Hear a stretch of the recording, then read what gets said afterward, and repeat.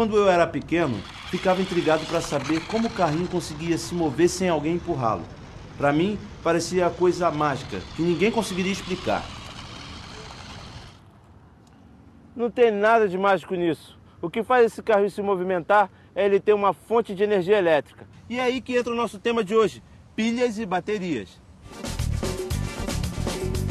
Graças às pilhas e baterias, a gente pode ouvir o rádio sem precisar de tomada, falar ao telefone celular, tirar fotos, ver que horas são no nosso relógio e navegar na internet com um laptop. Até os carros movidos a gasolina precisam de uma bateria para dar partida. Já dá para perceber como as pilhas e baterias são importantes, não é? Mas alguma vez você já parou para pensar como elas funcionam? Olha, ser sincero, eu já estudei isso na escola. Olha, eu já estudei, mas há tanto tempo que não vale nem a pena tentar pensar. Eu acho que tem uma química lá dentro que faz funcionar. O processo químico é um cátodo e um anodo imerso numa solução. Eu sei que é um polo positivo, outro negativo e que vamos trabalhar para que gere uma energia. Pilha é um sistema que realiza a transformação de energia química em energia elétrica.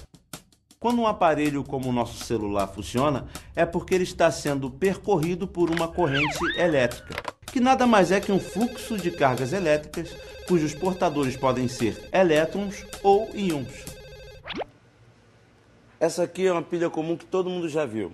Ela possui uma extremidade positiva e outra negativa. O polo positivo possui um potencial elétrico maior que o polo negativo. Quando a pilha é colocada no aparelho elétrico, como essa calculadora, por exemplo, os dois polos se conectam e a corrente elétrica atravessa o aparelho fazendo-o funcionar. Na teoria, é assim que funciona. Mas até chegarmos a esse modelo, foram anos de pesquisa, de erros e acertos.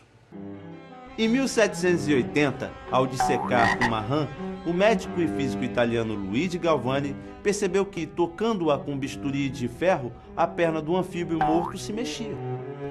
A rã estava pendurada em um gancho de metal de composição diferente do bisturi. Galvani pensou que o movimento era fruto de uma eletricidade animal.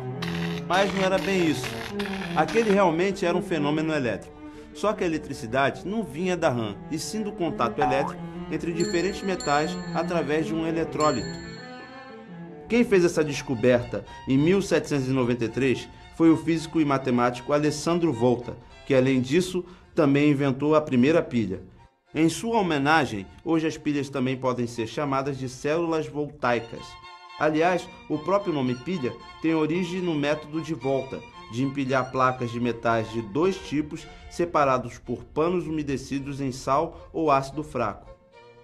Daí em diante, vários cientistas buscaram formas diferentes de aumentar a eficiência da pilha, ampliando a sua funcionalidade.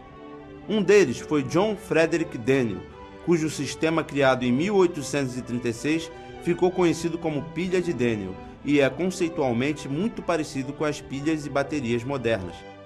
Vamos ver como ela funciona? Nós vamos fazer aqui a demonstração da pilha de Daniell. Essa pilha, ela consiste, como todas as pilhas, de dois metais diferentes, cada um deles imerso na solução dos seus íons. A base do funcionamento das pilhas são as reações de oxirredução. O que acontece? Durante a reação de oxirredução, o zinco ele vai se oxidando e o cobre vai se reduzindo. Quando o zinco vai se oxidando, ele vai saindo do metal e indo para a solução. Tá? Então, eu tenho uma maneira de aproveitar a energia dessa reação química para gerar eletricidade por fora dela. Poderia alimentar uma lâmpada, uma calculadora e etc.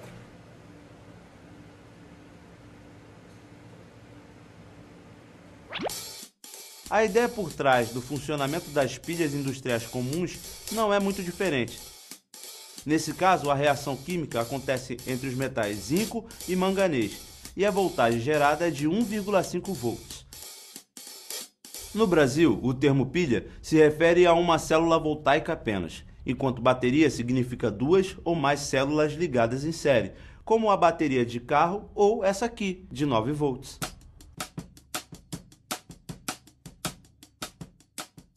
Agora que já conhecemos uma pilha por dentro, vamos ver como ela é produzida industrialmente, acompanhando a linha de montagem de uma fábrica de pilhas alcalinas. As pilhas alcalinas possuem a mesma voltagem das pilhas comuns. A diferença é que elas duram muito mais tempo e são recomendadas para equipamentos de alta drenagem que requerem mais energia. Toda a reação da pilha é à base do zinco e manganês, tá? Por que o nome de alcalina? Porque a solução que vai aqui dentro não é mais uma solução ácida, é uma solução alcalina. E internamente nós vamos colocar um manganês. Nós chamamos de pellets, né, que ele já tem uma forma definida.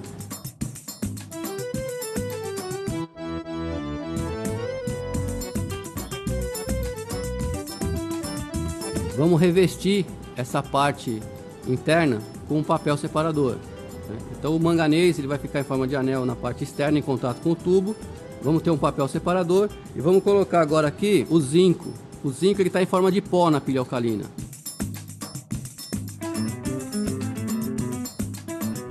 Para fazer o contato, eu tenho um arame de latão que nós chamamos de um prego, né? Ele é soldado no fundo da pilha. Então quando nós encostamos no fundo de uma pilha alcalina, nós estamos em contato com o quê? Nós estamos em contato com o zinco em pó lá no centro, através do prego. E quando nós encostamos na parte positiva da pilha, nós estamos em contato com o manganês. Tá? Então tá bem, na pilha alcalina, a diferença de potencial aqui vai ser sempre a diferença do zinco e do manganês, que também tem a mesma voltagem do que a pilha comum, 1,5 volts. Existe uma classificação entre as pilhas em primária e secundária. As pilhas primárias são aquelas que não podem ser recarregadas e as secundárias são as recarregáveis. Nas pilhas recarregáveis, ou seja, as secundárias, você fornece energia elétrica para a pilha e ela retorna as condições dos reagentes químicos originais e ela pode ser usada novamente.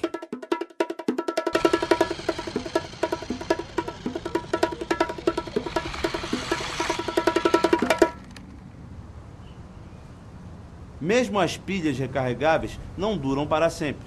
E como algumas pilhas contêm componentes que podem agredir o meio ambiente e não são 100% recicláveis, o seu descarte precisa ser diferenciado.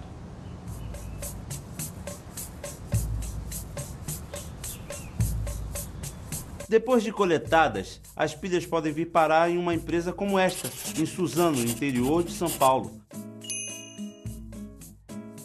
Aqui, elas são abertas, quebradas e depois moídas. O processo segue com a separação dos materiais plásticos e metálicos, que são vendidos para usinas de reciclagem. O chamado pó de pilha contém metais pesados como mercúrio, cádmio e chumbo e precisa passar primeiro por um reator e depois por um forno de calcinação para deixar de ser tóxico. O material resultante desse processo é um composto de óxidos metálicos, utilizado como pigmento por indústrias de pisos, azulejos e refratários.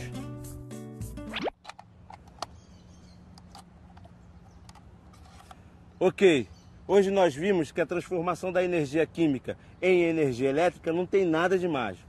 Mas nem por isso os inúmeros usos que fazemos da pilha perdem o seu encanto. Fique esperto e até a próxima!